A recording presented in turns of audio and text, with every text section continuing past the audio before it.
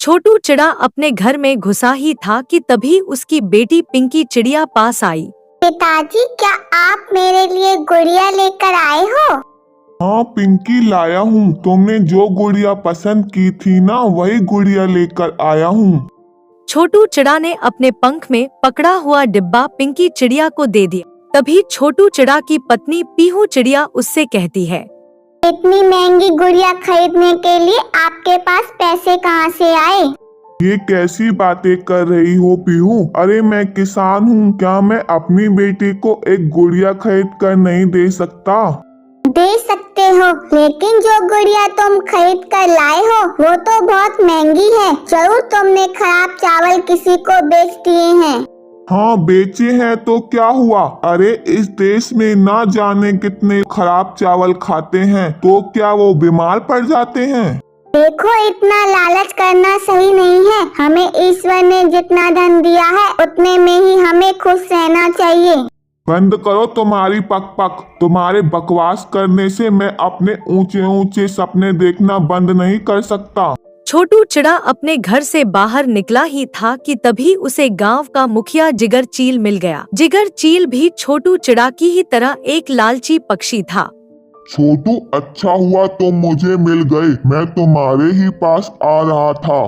क्या हुआ मुखिया जी, सब ठीक तो है ना?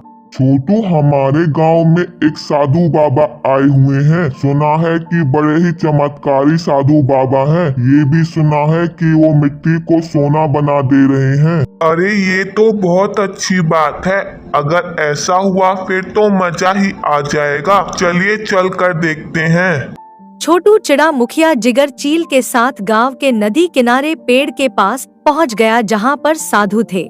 छोटू चिड़ा ने साधु से कहा, साधु महाराज, मैंने सुना है कि आप मिट्टी को सोना बना देते हैं। तुमने बिल्कुल सही सुना है छोटू, लेकिन मैं सिर्फ उतना ही सोना बनाता हूँ जितनी आवश्यकता होती है। छोटू चिड़ा ने एक बड़ा सा मिट्टी का टुकड़ा उस साधु के सामने रख दिया। साधु महाराज, मेरी जरूरत तो इतनी है कि आप अंदाजा भी नहीं लगा सकते। इस बड़े मिट्टी के टुकड़े को सोने में परिवर्तित कर दीजिए। इच्छाओं और लालच का कोई अंत नहीं है। शायद तुम मेरी बात को समझ नहीं पाए। मैं सिर्फ उतना ही मिट्टी को सोना बनाता हूँ जिसे बेचकर 2 वक्त का भोजन कर सके। साधु की बात सुनकर छोटू चिड़ा गहरी सोच में डूब गया। अचानक वो गंभीर हो गया। साधु महाराज, आपका क्या है? आप आज यहाँ हैं, कल कहीं और। जब मैं अपने सामने किसी गरीब को देखता हूँ तो मुझे बहुत बुरा लगता है। अगर आप इस मिट्टी के टुकड़े को सोने का बना देंगे तो आपके जाने के बाद मैं इसे बेचकर बहुत से गरीबों की मदद कर सकता हूँ। छोटू चिड़ा की बात सुनकर साधु रहस्यमयी अंदाज में छोटू और मुखिया जिगर चील की ओर देखते हैं। अगर तुम्हारी यही इच्छा है तो मैं ऐसा ही करता हूँ, लेकिन याद रखना, धनवान बनने के बाद अगर तुमने गरीबों की मदद नहीं की तो तुमसे तुम्हारी सबसे प्यारी चीज छीन जाएगी। साधु ने इतना कहा ही था कि तभी वो मिट्टी का बड़ा सा टुकड़ा सोने में परिवर्तित हो गया। छोटू चिड़ा खुशी खुशी मुखिया के साथ उस सोने के बड़े टुकड़े को लेकर वहाँ से चला गया। कल मैं इसे बाजार में बेच आऊंगा और फिर हम दोनों आधा आधा बांट लेंगे। नहीं छोटू भैया, उस साधु महाराज ने क्या कहा है कि अगर हम अपनी बात पर खड़े नहीं उतरे तो हमसे कोई हमारी प्यारी वस्तु छीन सकती है। अरे आप कहाँ उस साधु की बातों में आ रहे हैं? हमें सोना चाहिए था, वो मिल गया।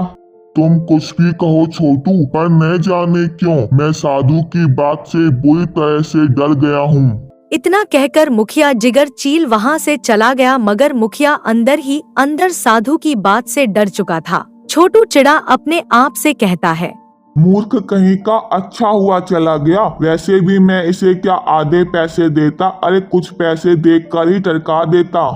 छोटू चिड़ा सोने के टुकड़े को शहर में बेच आया और कुछ ही दिनों में छोटू चिड़ा अपने गांव का सबसे अमीर पक्षी बन गया और अब उसकी झोपड़ी की जगह एक आलीशान घर खड़ा था। एक दिन धनिया नाम का गरीब पक्षी छोटू चिड़ा के पास आया। भैया परसों मेरी बिटिया की शादी है और आज उसके गहने चोरी हो गए। आप तो गांव में सबसे ज्यादा धनवान हैं, मेरी मदद कर दीजिए। तुम्हारा दिमाग तो ठीक है बुड्ढे, तुम्हारी हिम्मत कैसे हुई मेरी हवेली में आने की? मैंने तुम्हारे जैसे गरीबों की मदद का ठेका नहीं ले रखा, निकल जाओ यहाँ से। धनिया चिड़ा दुखी होकर वहाँ से चला जाता है। तभी पीहू चिड़िया घबराते हुए उसके पास आई। क्या हुआ पीहू?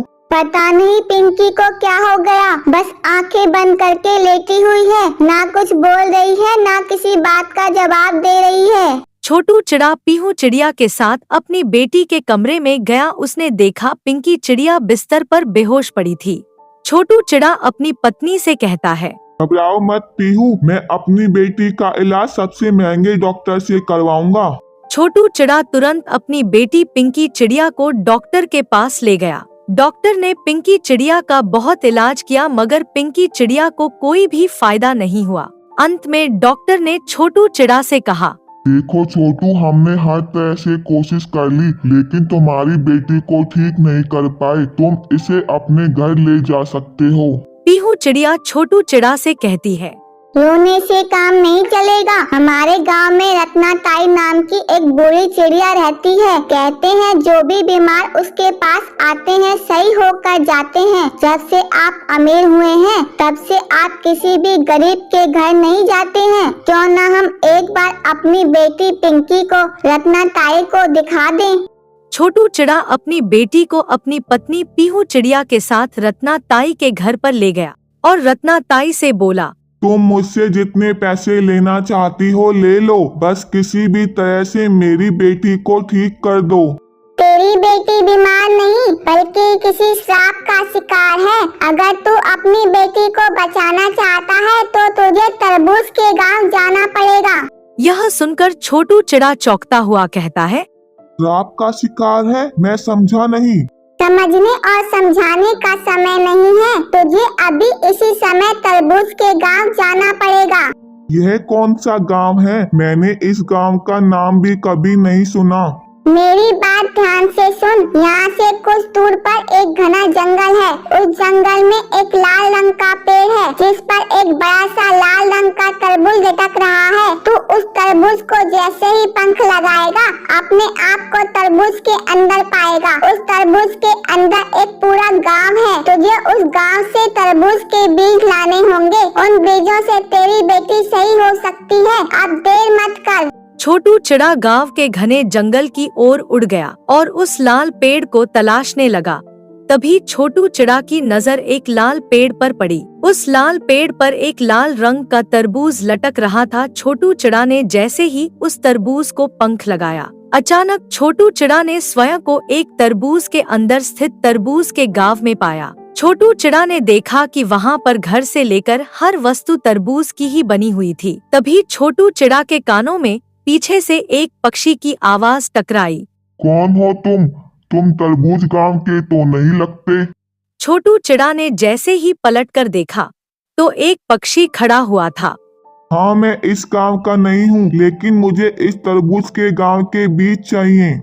इस गांव के बीज ले जाना कोई आसान काम नहीं है। तुम्हें इसके लिए हमारे तरबूज के मुखिया से मिलना होगा। चलो मेरे साथ। वो पक्षी छोटू चिड़ा को तरबूज की झोपड़ी में ले गया। छोटू चिड़ा ने देखा कि उस तरबूज की झोपड़ी में वही साधु रहस्यमय अंदाज में छोटू चिड़ा की ओर देख रहा था।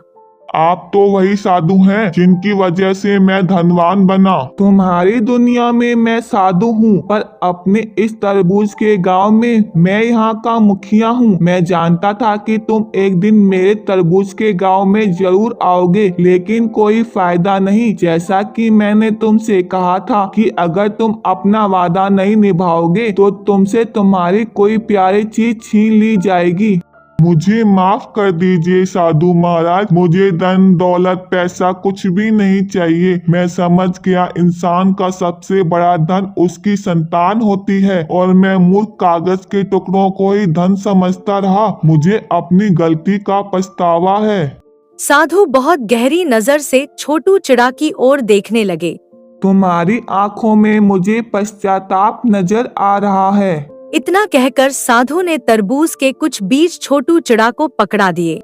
इन बीजों को अपनी बेटी को खिला देना, तुम्हारी बेटी ठीक हो जाएगी। मगर याद रखना, किसी भी गरीब को अपने घर से खाली हाथ मत जाने देना। जो शांति हमें दूसरों की मदद करने से मिलती है, वो शांति हमें दौलत के बड़े बड़े खजानों के मिलने पर भी नहीं मिलती। इन तरबूज के बीजों को कस कर पकड़ लेना, तुम अपने आप को स्वयं अपने गाँव में पाओगे। छोटू चिड़ा ने बीजों को पकड़ लिया। अगले ही पल उसने अपने आप को रत्नाताई के घर के सामने पाया।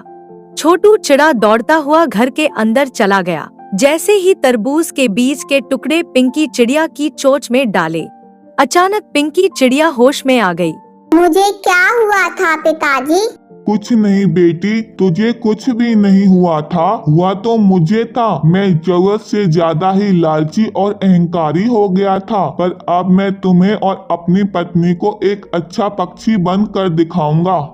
उसके बाद उसकी हवेली में कोई भी गरीब पक्षी आता तो वो खाली पंख नहीं जाता था।